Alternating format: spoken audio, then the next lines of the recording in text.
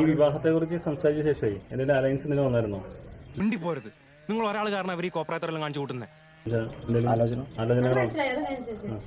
തന്തയില്ലായ്മ തരം ഇഷ്ടം പോലെ കാണിച്ചിട്ടുണ്ട്, ഇല്ലാന്നൊന്നും പറയുന്നില്ല. പക്ഷെ അതൊക്കെ ഉള്ളാലെ എനിക്കും കൂടി തോന്നിയിട്ടാ.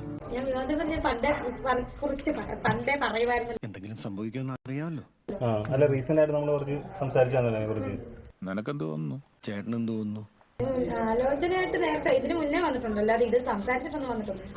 നീ മൊണ്ണയാടാ കിളിക്കലേ അവരിപ്പോ വേറെ കെട്ടിട്ടുണ്ട്. ഉള്ളത് പറയാമല്ലോ, എനിക്ക് നിങ്ങളെ തീരെ വിശ്വാസമില്ല. അതെന്താടാ അങ്ങനെ? ആലോചന വന്നവരൊക്കെ വേറെ കെട്ടിട്ടുണ്ട്. നോക്കേ, നിങ്ങൾ വെറുതെ എന്റെ പുറകെ നടന്ന് ശല്യം ചെയ്യരുത്. അതിനെക്കുറിച്ചുള്ള ചിന്തിക്കാനുള്ള സമയം തോന്നല്ലേ? ഇപ്പം എപ്പോഴും പെരുമാറുന്ന ആൾക്കാരെ പെരുമാറണം.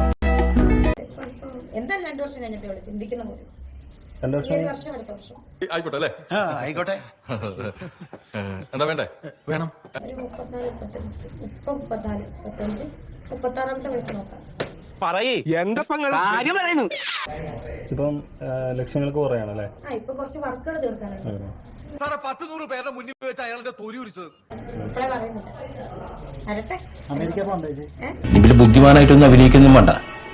എനിക്ക് അത്രക്കൊന്നും ബുദ്ധിയില്ല.